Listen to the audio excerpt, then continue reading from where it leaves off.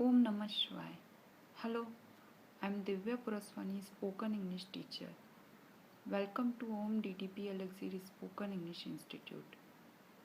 How are you doing? Guru Nanak, Punjab की शान, पंजाब के गुरु, हम सब के गुरु, गुरु नानक अमृतवाणी जपू जी। एक ओंकार सतनाम, कर्ता पूरक निर्भो निर्वय, अकाल मूरत अजूनी सैभम गुरु प्रसाद।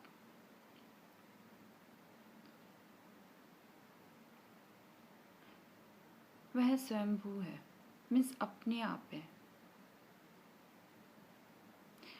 परमात्मा का कोई भी आधार नहीं है, परमात्मा निराधार है। और जिस दिन हम लोग निराधार होने को राजी हो जाएंगे, उस दिन परमात्मा और हमारा मिलन हो जाएगा। मीन्स परमात्मा का कोई आधार नहीं है, कोई सहारा नहीं है, वो निराधार है।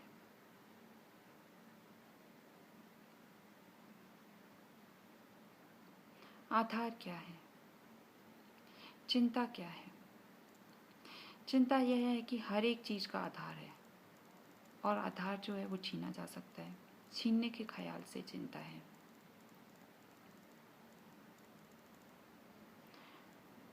धन है, धन के कारण हम लोग अमीर हैं, अपने कारण जो है हम लोग सुखी नहीं हैं।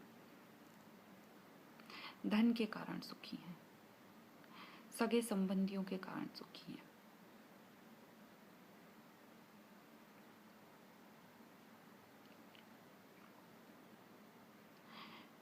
गुरु नानक जी से और बुद्ध भगवान जी से हम लोग कुछ छीन नहीं सकते।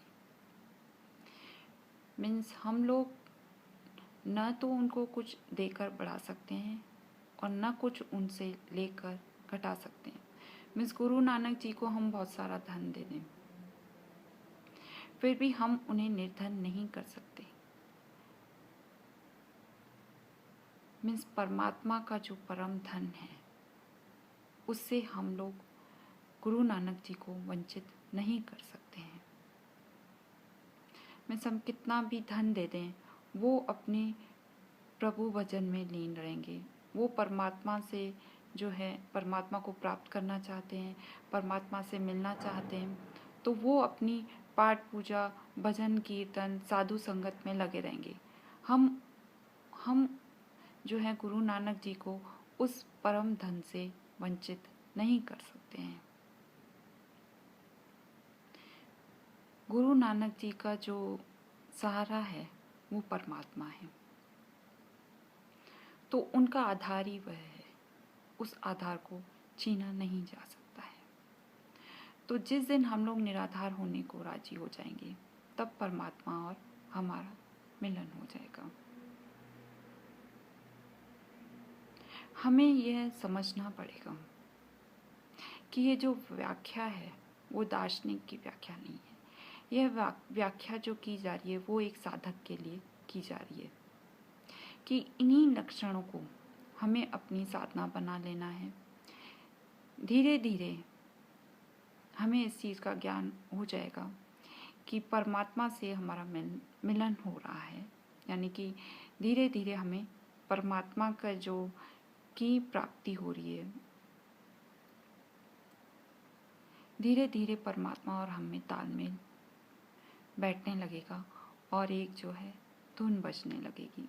इस कहने का यह मतलब है कि हमें धीरे धीरे जो है परमात्मा की प्राप्ति होने लगेगी, और जो उसका अनुभव है वो हमें होने लगेगा। हमें वह धुन सुनाई देने लगेगी जिसका नाम है एक ओंकार सतनाम। वह गुरु कृपा से प्राप्त होता है।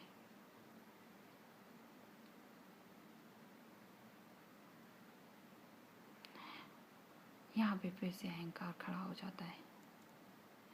गुरु नानक जी जो है वो हमेशा बोलते हैं कि वह गुरु कृपा से प्राप्त होता है। मीन्स गुरु करना बहुत ज़रूरी है, पर लोगों में अहंकार है। वो बोलते हैं कि गुरु भी परमात्मा से ही तो पैदा हुए हैं, हम भी परमात्मा से ही पैदा हुए हैं, हम भी उसी का ही मीन्स अंग हैं, गुरु भी उसी का अंग है। तो फिर गुरु को बीच में लाने की ज़रूरत ही क्या है?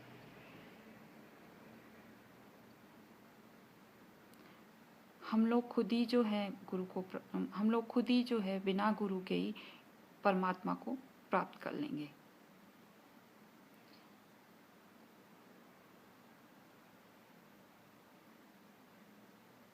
और कई लोग बोलते हैं कि जैसे हम लोग बिना गुरु के ही ईश्वर को प्राप्त कर लेंगे या परमात्मा को प्राप्त कर लेंगे, गुरु को बीच में लाने की ज़रूरत ही क्या है?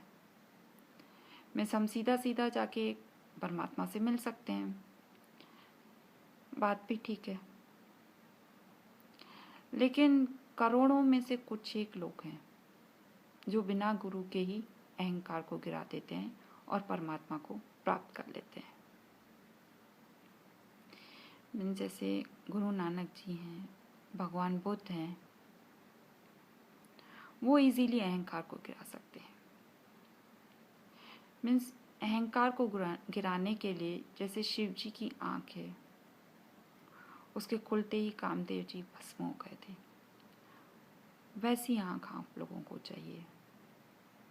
मीन्स जैसे बुद्ध भगवान है जो अपनी आँख के सीट में अहंकार को खड़ा कर दें और अहंकार गिर जाए।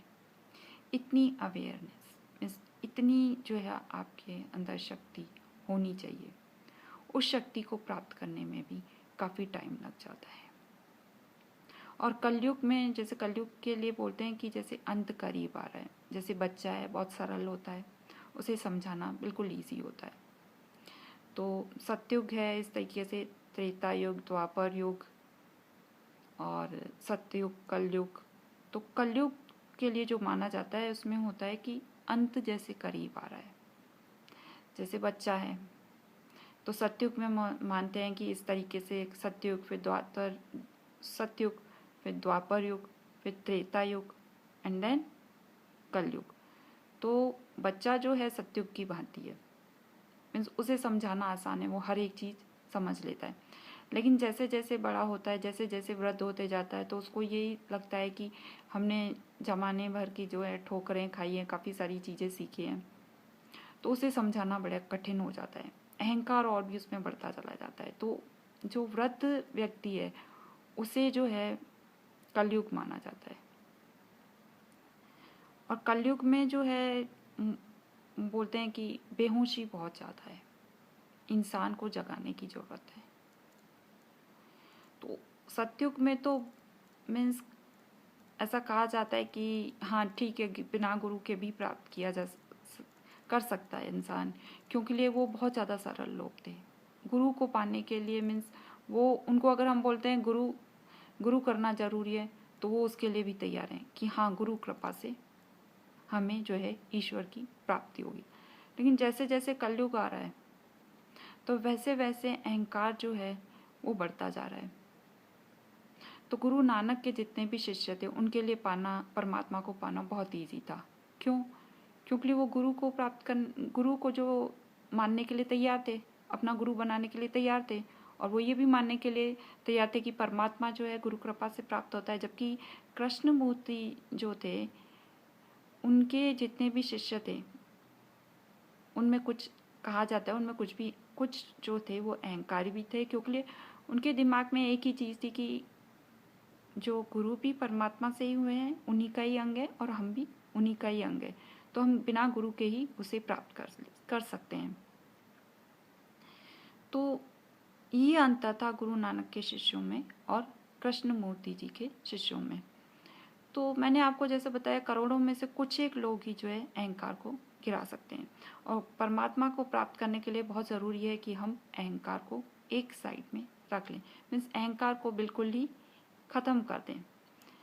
तो उसके लिए जो है हमें गुरु की ज़रूरत पड़ती है, क्योंकि कई लोग जो हैं वो कहते हैं कि अहंकार को हमने गिरा दिया।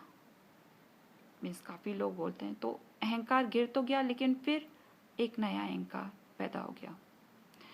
तो पुराना जो है अहंकार वो ख़त्म हो जाए, और नया जो है वो पैदा नहीं हो पाए, या नया जो है वो सामने नहीं आ पाए, तो वो केवल एक ही चीज़ से हो सकता है, वो है गुरु कृपा से। इसलिए गुरु नानक जी ने हमेशा कहा है कि परमात्मा जो है वो गुरु कृपा से प्राप्त होता है। ओम नमः शिवाय।